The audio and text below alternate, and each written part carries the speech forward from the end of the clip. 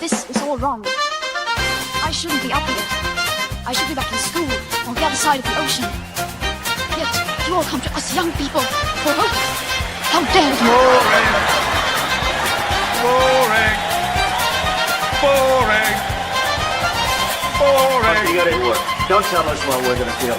We're trying to solve a problem. Don't tell us what we're going to feel. I'm not telling you. Because you're in no position to dictate that. That's exactly what you're doing. You're in no position to dictate what we're going to feel.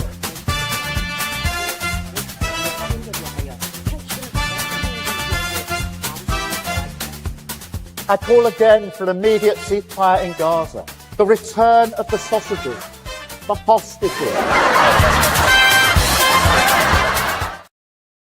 Once again, Lembit Öpik here on Lembit Öpik Live on Unprecedented TV. Let's get this over with. If you haven't subscribed to Unprecedented TV on YouTube, then please do so. It's free.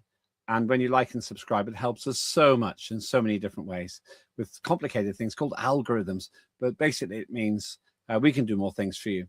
And that is what it's all about, to be the home of free speech all over the world. Now, there's an awful lot else to watch, of course, and I'm not going to advertise those other shows because we have a huge subject to discuss today. Is it the end of NATO? Is NATO about to collapse? Certainly, there seems to be some friction between the organization, which has been mainly behind the organization called NATO, in other words, the United States of America, and the other members. Donald Trump, the president of the United States of America, doesn't seem too impressed with NATO members, and he has made some rather bold statements, if you're watching this live, in the last 24 hours. And he's implying that NATO is useless. I happen to agree with him, but we'll talk about that with my guest in a moment. What is going on here? Is NATO relevant, or are they warmongering fools who still think wrongly, in my view, that Ukraine can win its conflict with Russia? What's the point of NATO?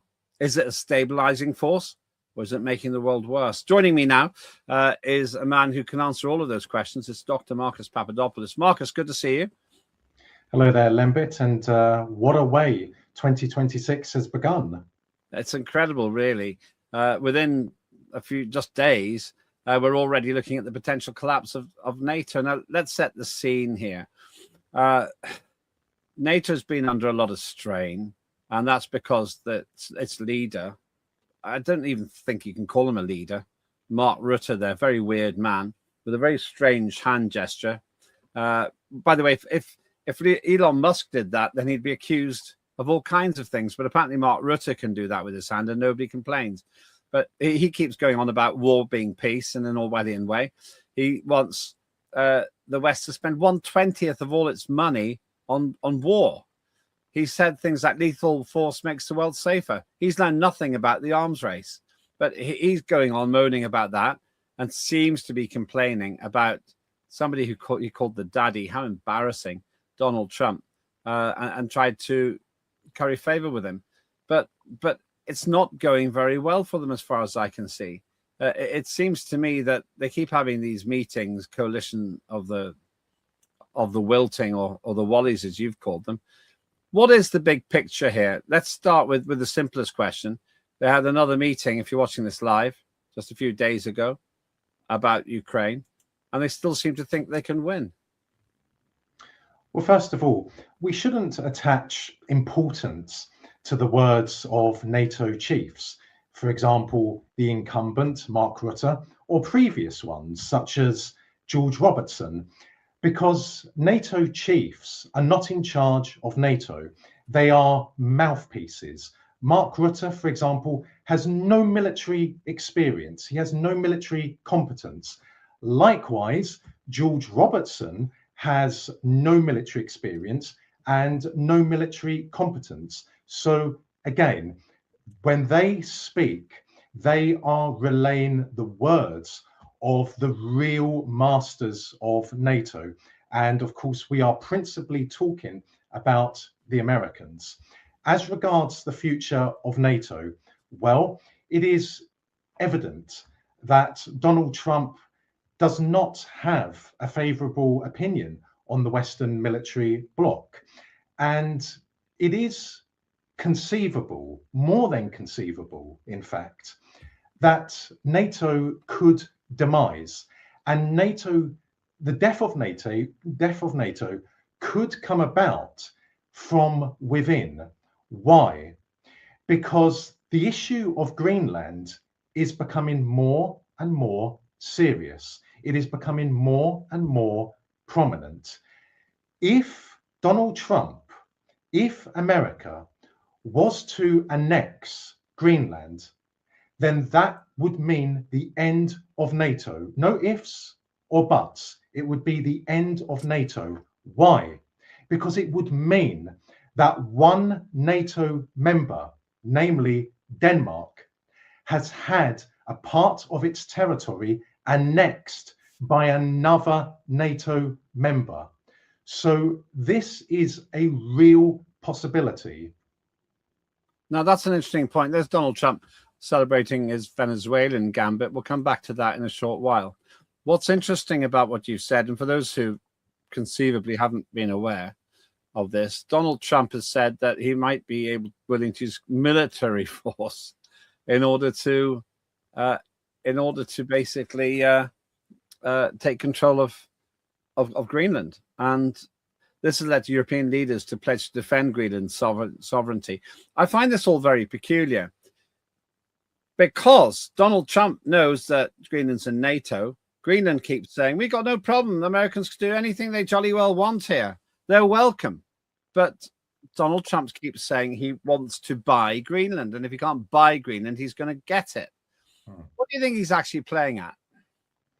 Well, first of all, we need to be aware that ever since the late 1940s, Greenland has been de facto an American state. The Americans have a very large surveillance network in Greenland, and the American Navy routinely docks in Greenland.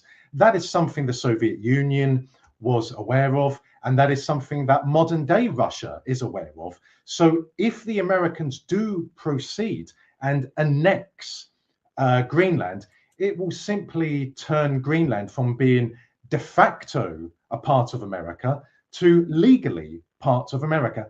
There will be no change on the ground. But Trump... The Americans, sorry to interrupt you, the Americans actually have a base there, at least one base there, haven't they? They're already fully installed on the island of Greenland. They have numerous bases there. They have an array of bases, but in particular, it is the listening, it is the surveillance installations which they have in Greenland, which make it so important to the American military doctrine. That is why, as I said, today, as we speak, Greenland is de facto a state of the United States. So if Trump does go ahead and annex it, this is not going to change anything on the ground. The Russians will not object. They will not object because they already know that, in so many words, Greenland belongs to America. But I also think that the Russians would be relatively mute if the Americans were to annex Greenland, like the Russians were relatively mute when America carried out its illegal actions in Venezuela. Why? Because we have to view the Kremlin's response in the context of Ukraine. Because under the Trump administration, America is moving away from Ukraine. No one can... Let's come back to Ukraine in a minute. Yes. This is all quite complicated for people who aren't necessarily that au fait with the nuances, but we're going to get to the heart of all of this. Just staying with Ukraine, Greenland. I'm doing it now. Greenland does seem to be a bit of a remote outpost, but it's geographically useful, isn't it? That's why they go on about it. And the mainstream media has gone quite crazy. The mainstream media in the West certainly seems to be suggesting that Europe is right and America is wrong. But it's hard because it's almost impossible to tell where people like Keir Starmer stands. We'll come to him in a minute. But the Danes are technically associated with Greenland at the moment. Greenland is technically some kind of a territory of Denmark, isn't it? Yes, yes, indeed, it is. Yes, Looks like a beautiful place.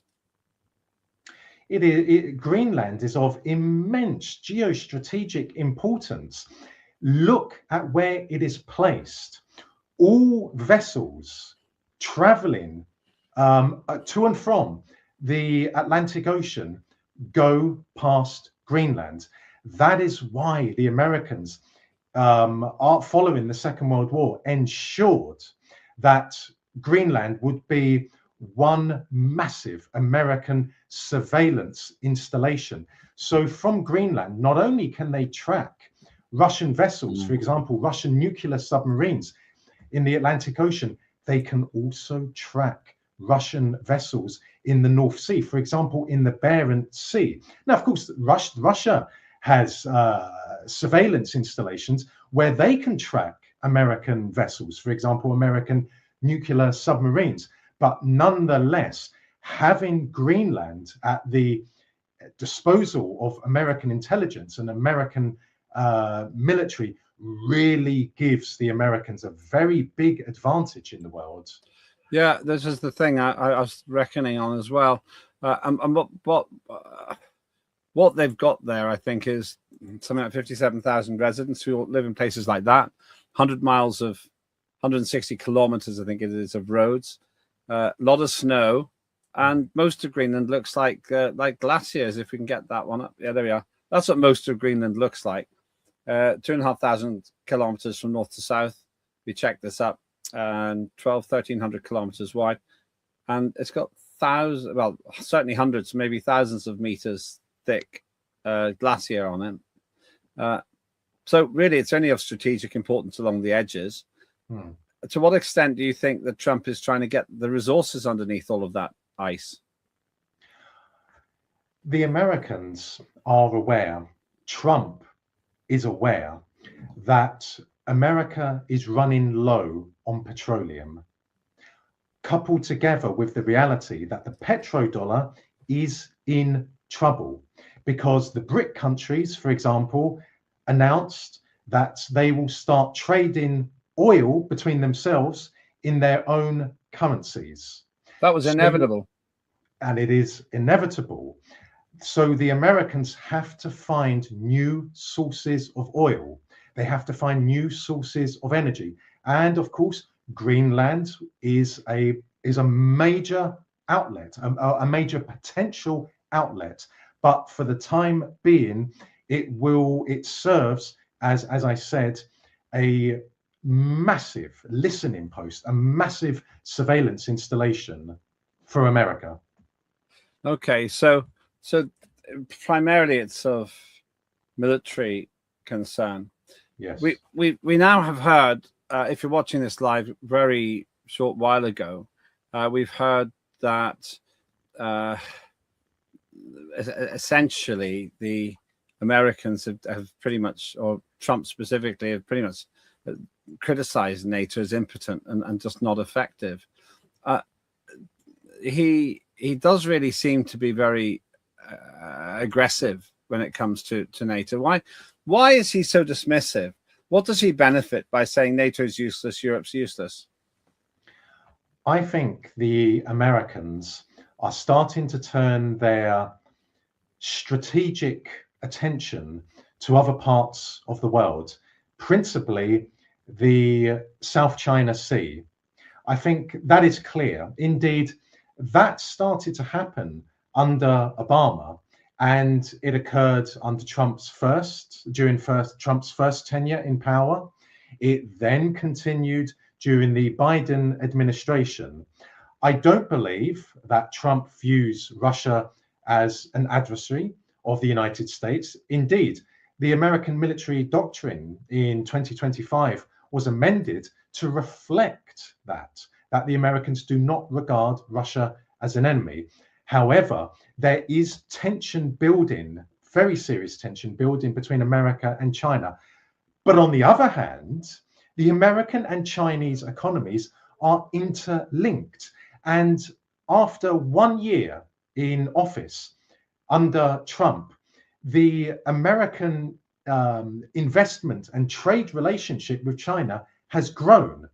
So it is a very peculiar relationship between America and China. And likewise, the Chinese talk about how America is a potential threat to Chinese national security.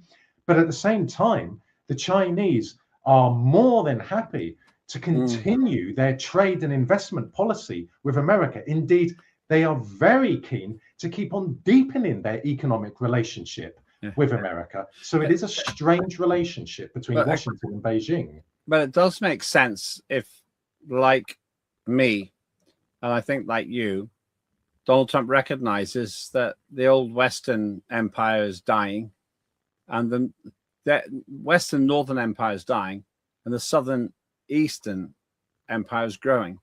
So he's going to be better off with the other countries, India. They're not all, of course, in the Southern Hemisphere, but India and Russia and China and South America. That's the place to be. We'll talk about the rather interesting things he's done in Venezuela shortly. If that's the case, that makes sense that he would say, I'm not interested in NATO anymore, because NATO is part of the old guard. Yes, it would make sense. But as you alluded to just now, his actions in Venezuela says something else.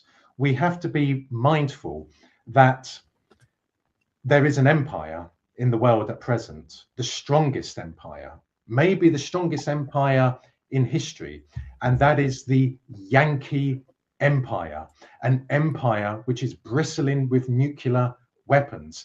So whilst the Yankee Empire might not regard NATO in the same light as it once did, nonetheless, the Yankee Empire is continuing to feed itself at the expense of others.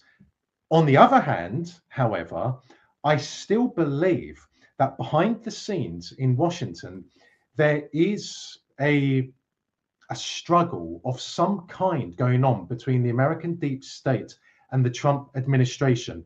Sometimes the Trump administration gets what it wants, for example, starting to distance America from Ukraine. But sometimes the deep state gets what it wants. For example, when it comes to Venezuela, Venezuela has changed how we see the Trump administration to a great extent. I want to, just before we go to the break, I want to share with you something which has been issued by one of the mainstream media, if you're watching this live in the last 24 hours. And it's actually quite dramatic. Listen to this.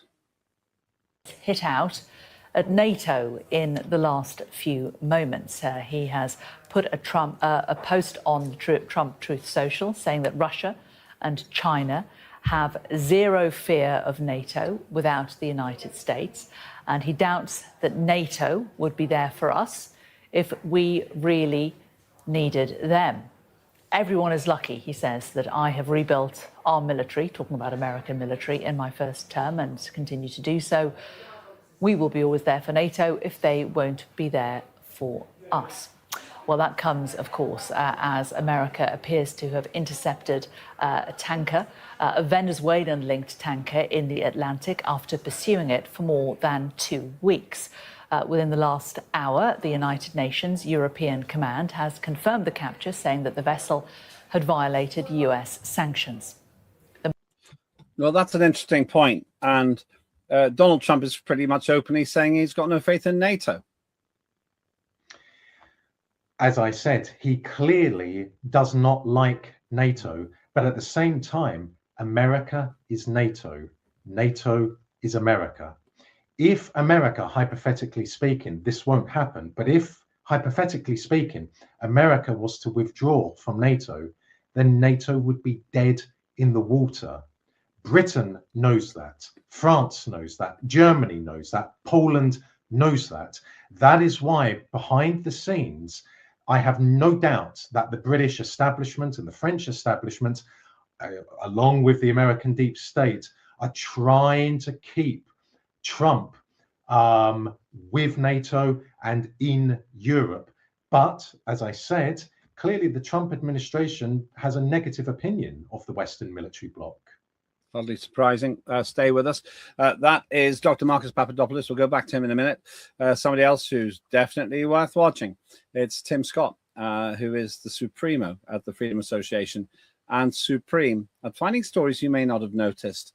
He does Tim Scott Uncancelled. Watch this.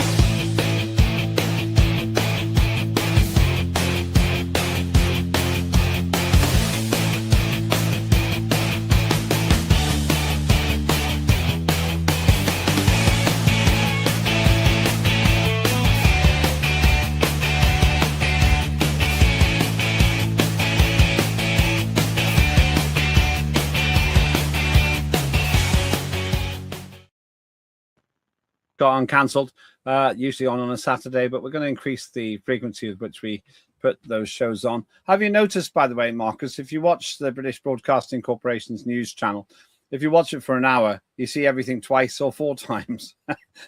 And we worry about showing a show twice in a week. It's rhetorical. I don't want to have a go at the BBC more than I normally do. My main criticism of them is that they don't keep to their charter. They're not objective. A quick question on that. We were talking about NATO and so forth before the break. I get the feeling that they don't dare to question the quality of NATO, and so therefore they put rubbish like this out. Coalition are willing to present Ukraine peace plan. Can we just have a chat about that? Then we'll talk about Venezuela after that. There they are again. I mean, that front row. If they were on my side, I'd surrender. I mean, you got Macron, Starmer, Zelensky, and Merz there. I think that's Merz from Germany, and they're just so incompetent. You were saying that without America, NATO is dead. Well, frankly, that's why. It's because the front row there. Oh, and then you got von der Leyen and all the others, the scroungers in Brussels who want everybody else to pay for their military. Coalition of the willing is impotent. Why? Because Russia has said, never, ever will it allow NATO troops or the troops of any other country in the world in Ukraine. End of subject. That is why coalition of the willing means nothing in practice. The British know that, the French know that, the Americans know that, and the Russians know that. There will be no peace agreements between America and Russia regarding Ukraine.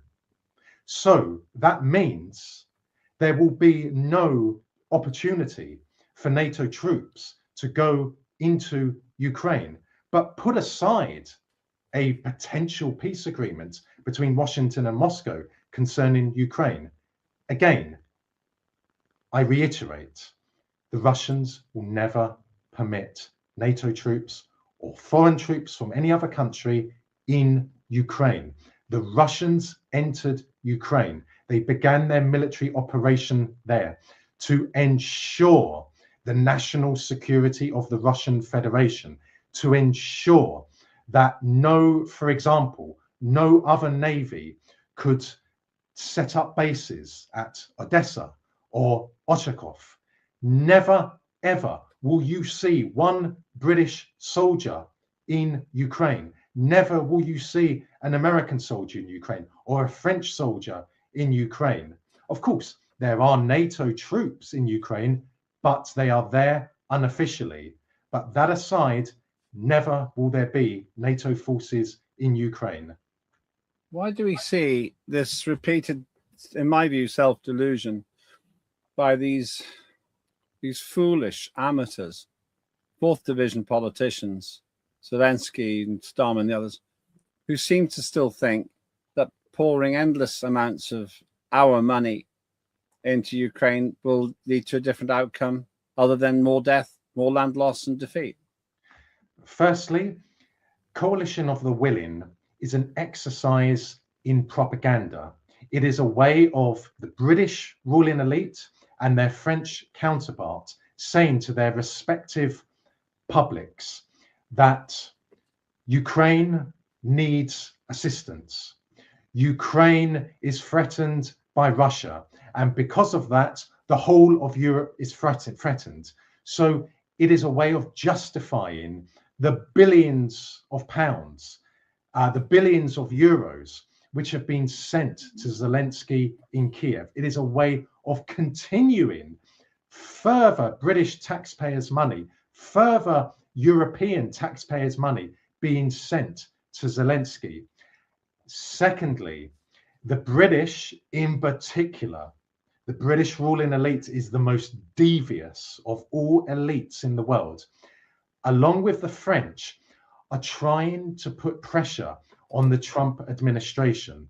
They are trying to keep America in Ukraine by saying this, that the British armed forces, the French armed forces are members of NATO.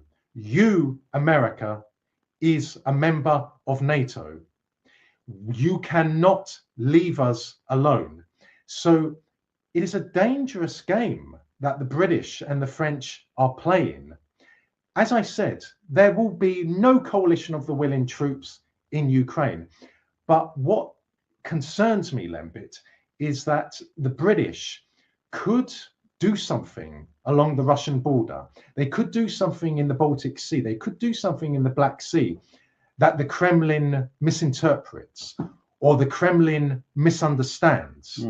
And then there could be a war. Aside from that, but there will not be a World War III, because World War III would mean nuclear war. And the American deep state does not want a nuclear war because it would mean the end of America.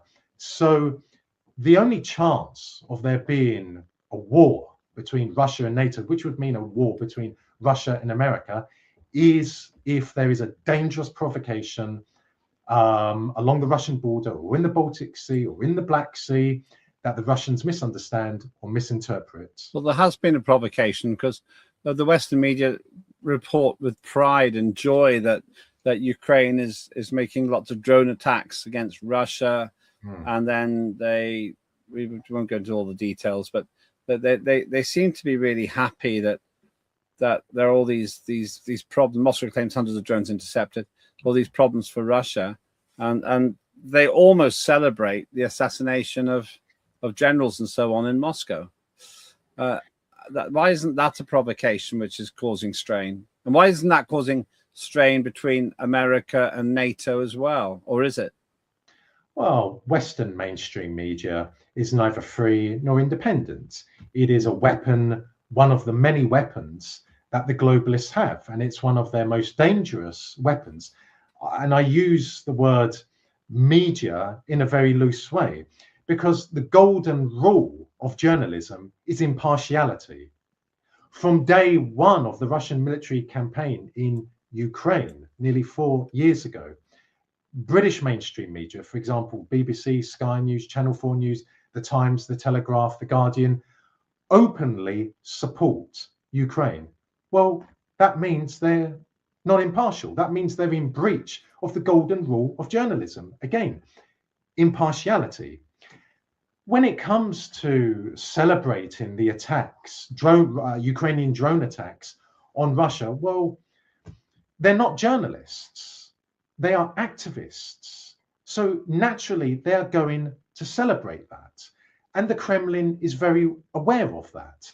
And in regard to Ukrainian drone attacks on Putin's residence, or the alleged drone attack on Putin's residence, well, I approach this in a very brutal manner, Lembit. There is a war going on between Russia and Ukraine, a proxy war between Russia and NATO. The Russians call it a special military operation, but it is a war. Therefore, I expect NATO's Ukrainian army to launch attacks inside Russia. It is a war, but you don't expect journalists to be celebrating it. But again, they're not proper journalists. These are activists. Have your say in the X feed, or if you prefer, go to the feed on Lembit Öpik Live here on the show. Try and get to them if I can as well. Let's talk about Venezuela, and you were mentioning that before. First of all, removed from this argument, US attack on Greenland would mean the end of NATO, says Danish Prime Minister. But now we've got form, because there has been a US attack on Venezuela. And Venezuela's got some pretty powerful allies. We've just been talking about one of them. There's Putin, Vladimir Putin, who must be rubbing his hands about South America, because now both he and Xi Jinping in China can say, you see, without security guarantees from us, you're in danger of attack by America. The world has again witnessed another act of American military aggression against an independent sovereign country. And of course, I'm referring to Venezuela. The Americans, the Trump administration, launched a military attack against Venezuela, not to remove a so-called dictator, not to bring peace, freedom, and democracy to the Venezuelan people. After all of that is claptrap. The reason is to take control of Venezuela's oil. Venezuela has the largest proven reserves of oil in the world. And as I mentioned earlier, America is running dangerously low on petroleum. The American petrodollar, which since the 1970s has forced other countries, oil-producing countries in the world, to trade in the US dollar. The petrodollar is in trouble. That's why the Americans attacked Venezuela. The situation, as I speak, in Venezuela is opaque. It's very unclear. I do not believe that the American special forces were able, within a few hours of American airstrikes, or during a few hours of American airstrikes, to penetrate Maduro's heavily fortified bunker, which would have been guarded by hundreds of heavily armed Venezuelan troops and personal bodyguards to Maduro. No, I suspect, or I believe, that there could have been a negotiated surrender between Maduro and the American government in advance of the American act of aggression against Venezuela, or the Venezuelan military betrayed Maduro. They went over to Washington's side. But again, the situation, as I speak, is very unclear. But the Kremlin's response to what happened to Maduro, to what happened to Venezuela, was relatively muted. And that is interesting, because Russia and Venezuela have a strategic partnership with each other. So why was the Kremlin so quiet about what the Americans did? What's your answer? The Russian response has to be seen in the context of Ukraine. The Trump administration, against the wishes of the American deep state, is slowly disengaging America from Ukraine. No one can seriously argue that the Trump administration is as involved in Ukraine as the Biden administration was. So the Kremlin doesn't want to say anything that could put the Trump administration in a difficult situation, whereby the Trump administration would have to put America back firmly in Ukraine. Well, that makes sense, because this is a picture from the blockade around Venezuela by Russia, and sorry, not by Russia, by America. My apologies. But what I was going to say is, presumably Russia can now point to the Venezuelan gambit and the Greenland gambit and say, with Venezuela, we're simply trying to correct a rogue state. Yes, they can. And no one is seriously going to argue that America is not a rogue state. In fact, we should more accurately refer to it as the Yankee Empire. But in regard to the American naval blockade of Venezuela, it is reminiscent of the Kennedy administration's naval blockade of Cuba in 1962, which Kennedy referred to as a quarantine. Yeah. That blockade was illegal. Just a quick one on that one. There is a difference, though, because Venezuela wasn't trying to base nuclear weapons on behalf of Russia or the Soviet Union in it. And America always argued, and John F. Kennedy always argued, they just didn't want nukes 60 miles off the coast of America. That is correct. But why did Khrushchev deploy Soviet ICBMs to Cuba? Because the Americans had nuclear warheads in Turkey. Turkey shared a border with the Soviet Union. That's the reason why Khrushchev deployed Soviet ICBMs to Cuba in the first place. And remember, the real reason, the ultimate reason why Khrushchev agreed to remove Soviet ICBMs was not because the Kennedy administration put into writing it would never invade Cuba. It's because there was a private agreement between the Kennedy administration and the Kremlin, where the Kennedy administration said in private they would withdraw American nuclear warheads from Turkey, which they did. But again, we must be very clear that the American naval blockade of Venezuela is illegal.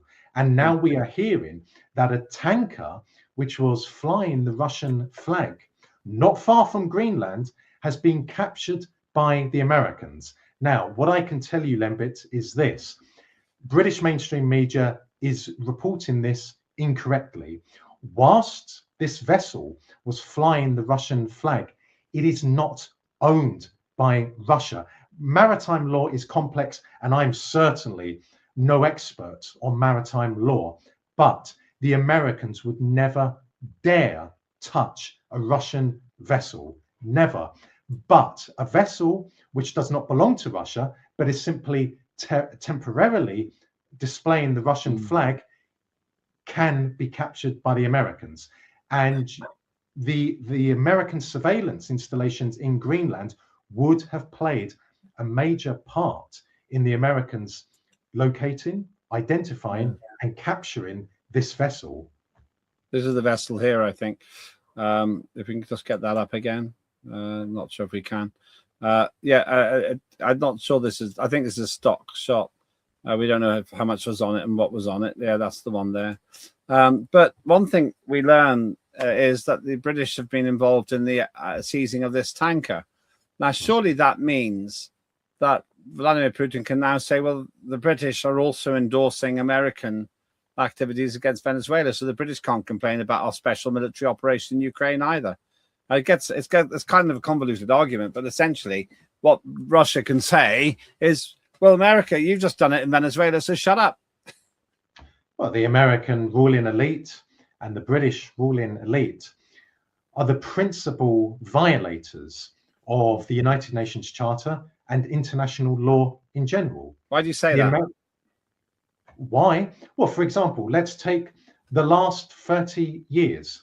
Look how many countries, America and Britain, attacked, militarily attacked, either invaded or bombed or sanctioned or carried out coups in.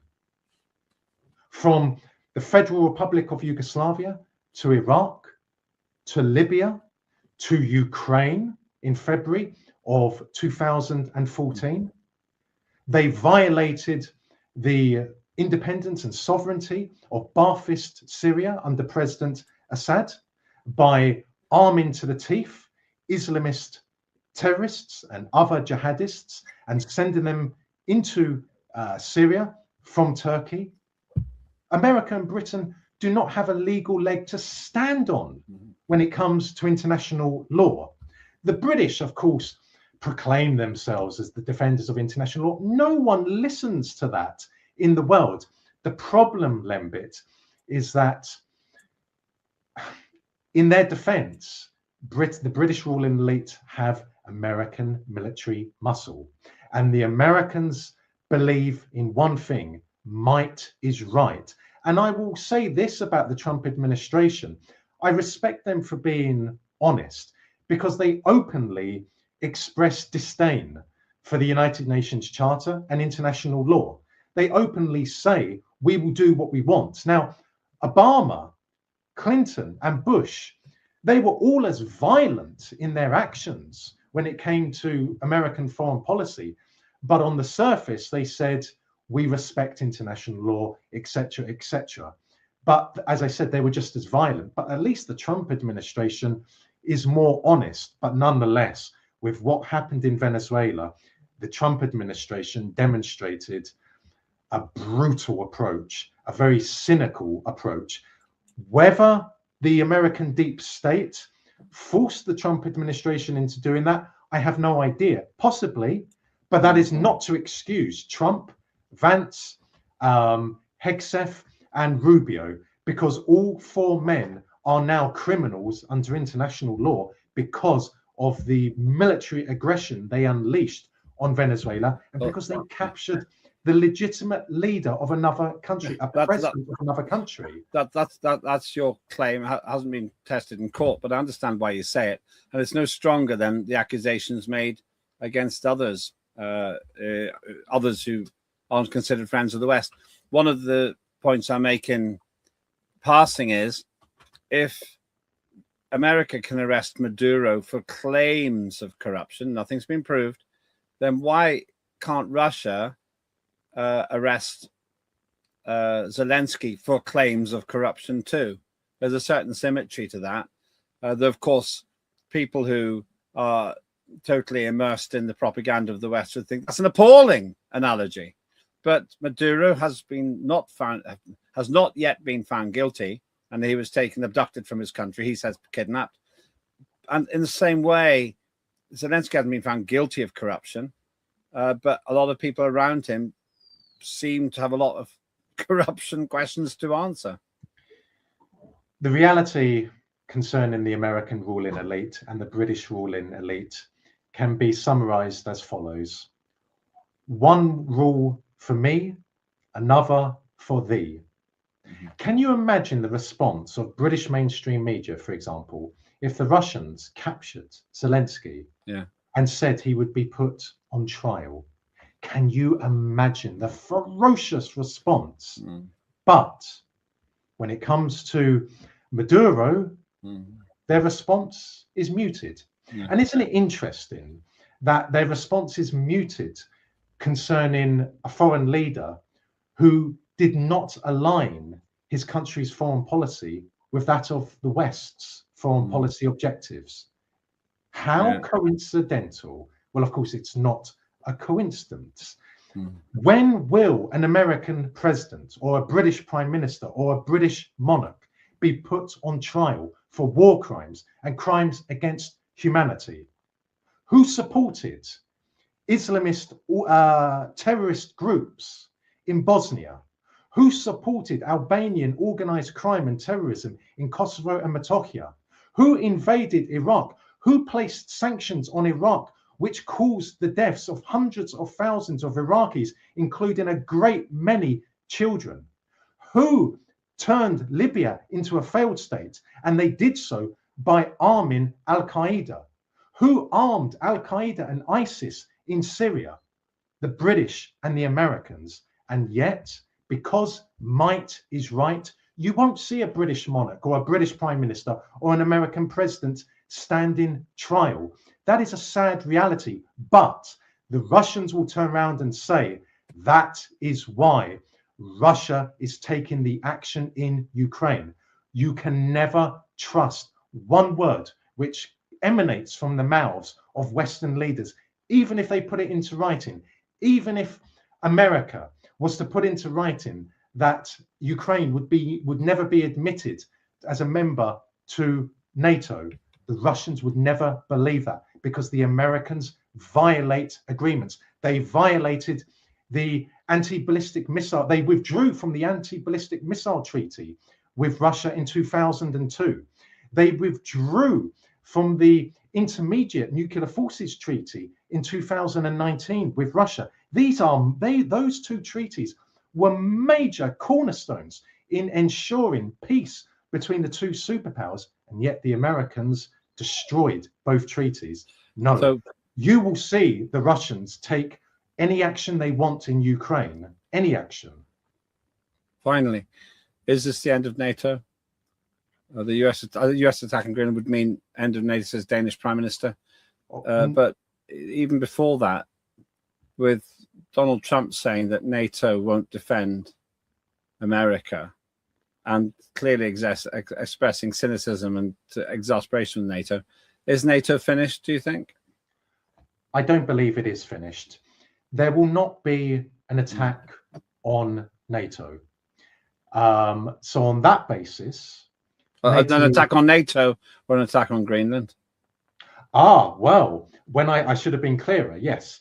There will be no Russian attack on NATO. Oh, right. However, as I said earlier, if America is to annex Greenland, then NATO is dead. So that is one way NATO could die. America will not withdraw from NATO. The American deep state will simply not permit Trump to do that. But there's another way NATO could die. More and more people across Europe realize that NATO, along with the European Union, is an occupying power of Europe, is a dangerous power occupying Europe. NATO does not serve the interests of the ancient nations of Europe. So it could be that in time, patriotic or nationalist governments come to power in countries across Europe, and they themselves withdraw their countries from NATO. And this man, Mark Rutte, all at the best of times, still heads up NATO. but Lembit, he's no different to George Robertson. I mean, if people don't know who George Robertson is, he's a British Labour parliamentarian who, to say is stupid, is a gross understatement. The man is an absolute imbecile, and yet he was made NATO chief. Mark Rutte is an absolute imbecile. Just listen to Mark Rutte speak. Listen to George Robertson speak, and you can only conclude one thing. The pair of them are complete and utter major morons. What does George Robertson and Mark Rutte know about military affairs? Nothing. They don't need to know about military affairs. All they need to do is read from a prepared script, and they are paid a great deal of money for doing so. Always a great pleasure to have you on the show. Not everyone will agree, of course, but we're into free speech here, and overall we hope to find a balance. Dr. Marcus Papadopoulos, many thanks for your time. That is Dr. Marcus Papadopoulos. You have your say as well. Maybe you disagree with every word you said. That's the beauty of free speech. You don't have to agree. You have to think for yourself. My personal view is that many precedents have now been set by the West, which to some extent vindicate the actions of Russia. Because if America can abduct a leader of a country with 30 million people living there on the basis of criminality, Russia could say, that's pretty big incursion into another country's affairs. And that's one reason we're feeling a bit more justified in what we're doing in Ukraine. But you may have a different view. Over time, we'll try and get into that. Do please watch Warren Thornton's daily review as well. He often covers these points. And please like and subscribe at Unprecedented TV on YouTube as well. So much to watch here. Do please share, copy. You'll never get into trouble with me in copyright terms. We're here to share the truth. And although the truth costs money to broadcast, you're free to think the truth as you see best. I'm Lembit Öpik. That was Lembit Öpik Live here on Unprecedented TV. Have a good day.